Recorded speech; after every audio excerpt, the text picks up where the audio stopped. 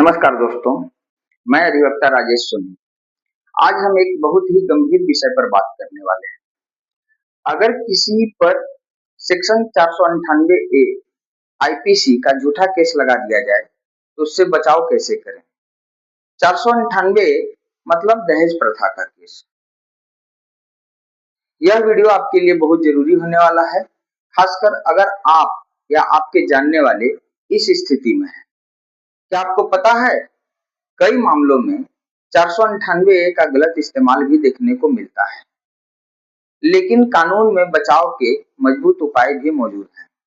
तो घबराइए नहीं, समझिए सही तरीका। सबसे पहले जानिए कि धारा 498 ए क्या है। आइए देखते हैं शॉर्ट रिपोर्ट। धारा 498 ए क्या है?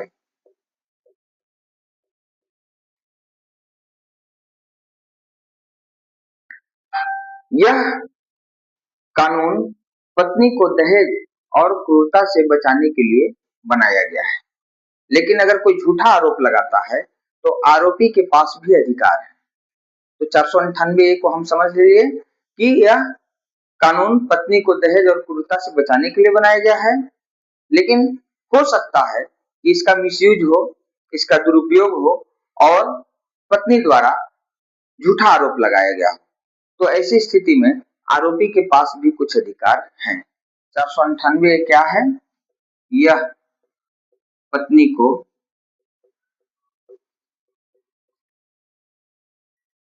दहेज और क्रूरता से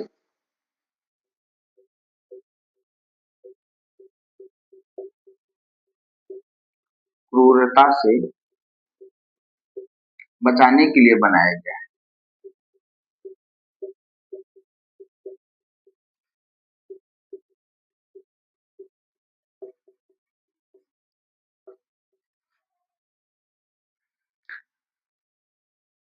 लेकिन यदि झूठा केस लग जाए तो क्या करें?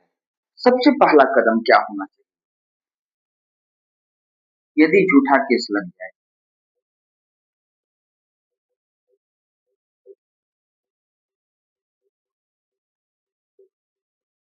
तो क्या करें? देखिए दोस्तों, सबसे पहली बात कि घबराएं नहीं और तुरंत एक अच्छे वकील से संपर्क करें। बिना सोचे समझे पुलिस या किसी के दबाव में कोई गलती ना करें। अब आपको क्या करना होगा? सबूत इकट्ठा करें। सबूत इकट्ठा करें।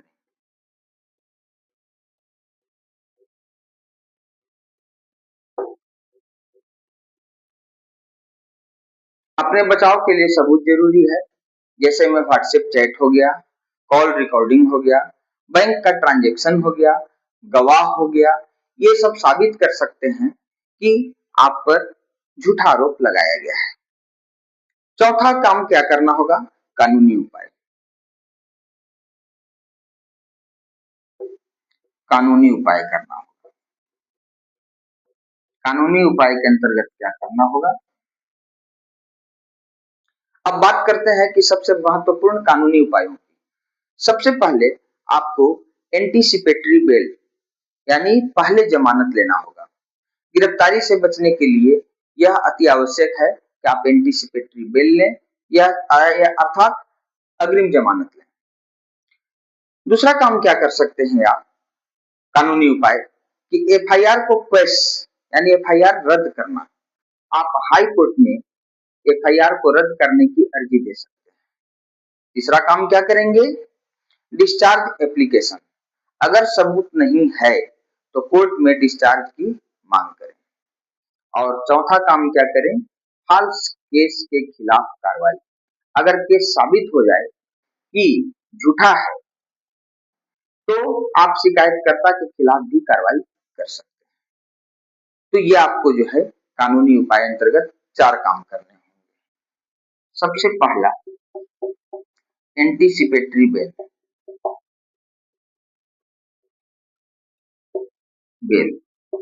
जिसको हम अग्रिम जमानत भी कहते हैं। अग्रिम जमानत लें। और क्या कर सकते हैं, इसके बाद एफआईआर को क्वेश करने के लिए हाई कोर्ट में आवेदन दे सकते हैं। दूसरा काम आप कर सकते हैं, एफआईआर को क्वेश करना।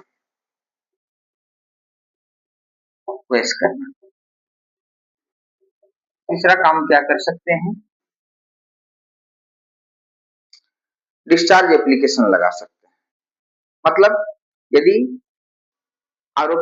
आरोपकर्ता के पास किसी भी तरह का सबूत नहीं मिलता है तो आप कोर्ट में डिस्चार्ज की मांग कर सकते हैं। तो डिस्चार्ज एप्लीकेशन। और चौथा काम क्या करना होगा आपको कि फॉल्स केस के खिलाफ कार्रवाई। केस झूठा है तो आप इसके खिलाफ कार्रवाई कर सकते हैं और आरोपकर्ता पर आप उसके खिलाफ या शिकायतकर्ता के खिलाफ भी कार्रवाई कर सकते हैं। अब देखते हैं कि कुछ इसमें गलतियां लोग करते हैं, उन गलतियों से बचना है। क्या गलतियां न करें, अब वो हम देखते हैं। गलतियों से बचें या क्या गलती न करें, गलतियों से बचें।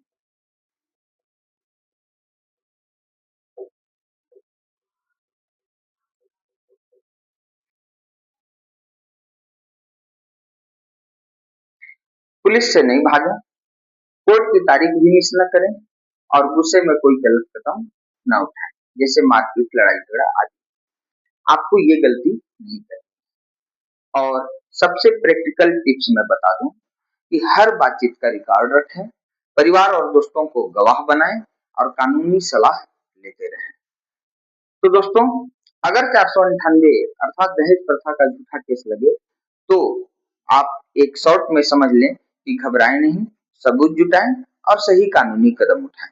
याद रखें, सच के साथ कानून भी आपके साथ है।